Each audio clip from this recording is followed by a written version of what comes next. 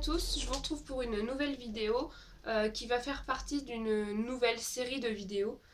Puisque comme je vous l'avais dit en présentation, en fait je suis venue principalement sur YouTube pour vous parler de lecture et d'écriture. Et donc voilà, ça va être la première vidéo qui va parler exclusivement de ce sujet-là. Et donc c'est la première vidéo où je vais parler d'un livre que j'ai lu et ce que j'en ai pensé en fait. Et cette série de vidéos voilà, sera à chaque fois à ce sujet-là. Donc le premier livre que j'ai lu, et pas des moindres, il s'agit de Marc Lévy, Et si c'était vrai.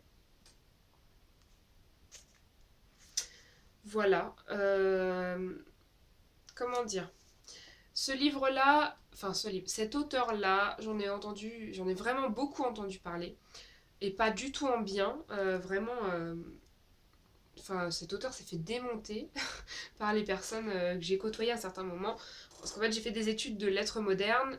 Et dans ces études-là, il y a tout un versant de littérature qui, personnellement, m'a beaucoup ennuyée. Et donc voilà, on a vu tous les grands écrivains, la grande littérature française, etc.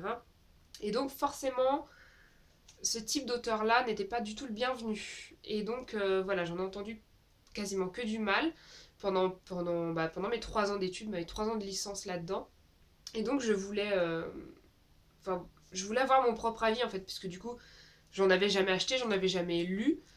Euh, et je me suis dit, mais pourquoi on dit qu'il est si mauvais quoi. Je voulais vraiment savoir par moi-même pourquoi on disait tout ça de ce pauvre auteur voilà, qui pourtant avait du succès auprès d'autres personnes.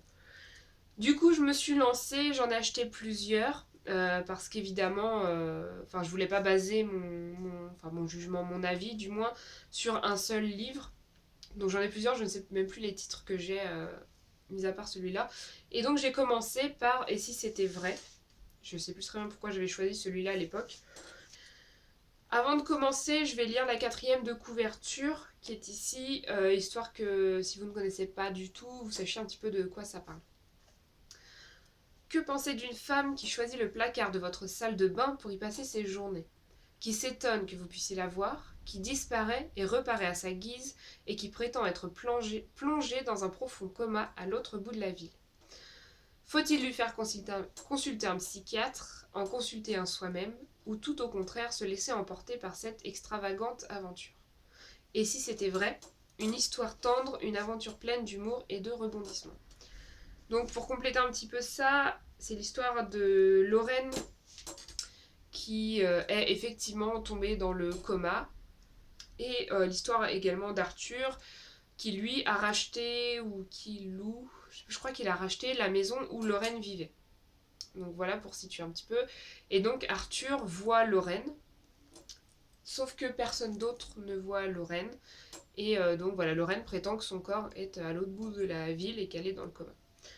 Donc voilà. Finalement, ça a été un livre assez sympathique à lire, mis à part quelques passages dont je vais parler juste après.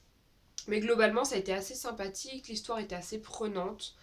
Voilà, sauf comme je vous le dis, à certains moments où j'ai un peu décroché, j'ai failli vraiment complètement le laisser de côté. Mais sinon, voilà, l'histoire était pas mal du tout. Ça aurait pu être un peu plus poussé, dans le sens où...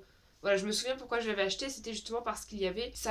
L'auteur laissait présager qu'il y allait avoir beaucoup de doutes là-dessus, entre le réel, l'irréel. Est-ce qu'Arthur était juste fou, il s'est imaginé tout ça tout seul et il a vécu tout ça tout seul? Ou est-ce que Lorraine était vraiment là et que finalement tout ce qu'il a fait a servi à quelque chose?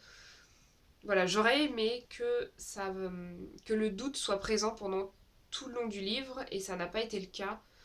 Pour moi, dès le début, on savait que ça allait être vrai et que voilà, qu'il n'y avait pas de doute possible, que c'est juste les autres qui n'arrivaient pas à comprendre et que Arthur disait vrai.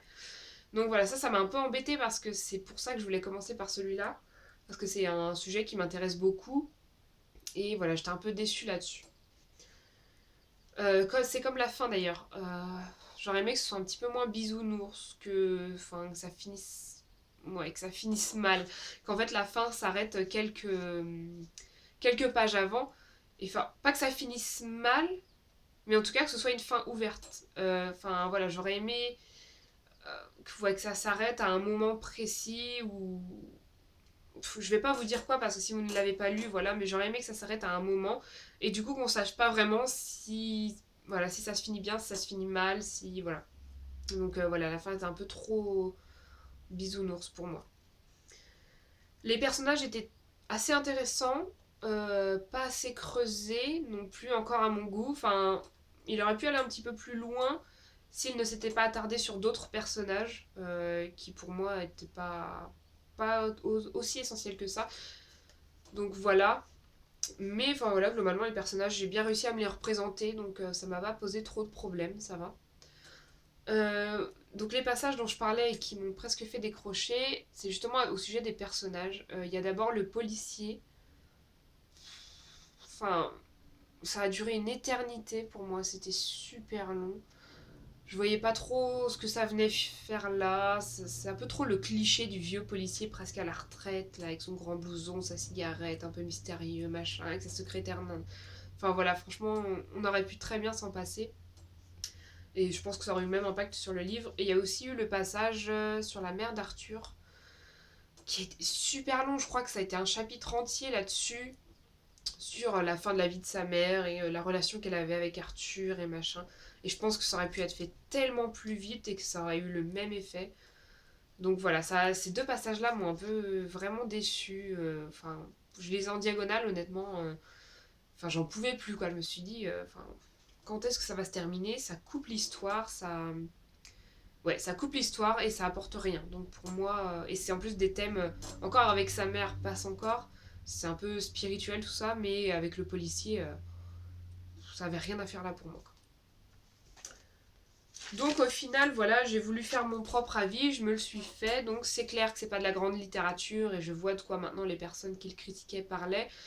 Mais enfin, pour moi, ça va, c'est quelque chose qui se lit bien, c'est une lecture détente, quoi, voilà, faut pas aller voir super loin, ça aborde quand même des sujets intéressants comme la séparation du corps de l'esprit, l'euthanasie, il y a aussi l'aspect un peu persévérance du personnage qui m'a vraiment bien plu, mais voilà, ça se lit bien, ça se lit, enfin voilà, ça se lit facilement, et c'est le genre de choses que j'aime bien lire, donc j'ai hâte de voir la suite pour voir si les autres se lisent aussi bien, en fin de compte. Donc voilà, je vais terminer là-dessus pour ce livre-là. Donc j'espère que mon avis, enfin ce que j'en ai dit en tout cas, vous aura aidé peut-être à vous décider si vous ne saviez pas trop si ça valait le coup.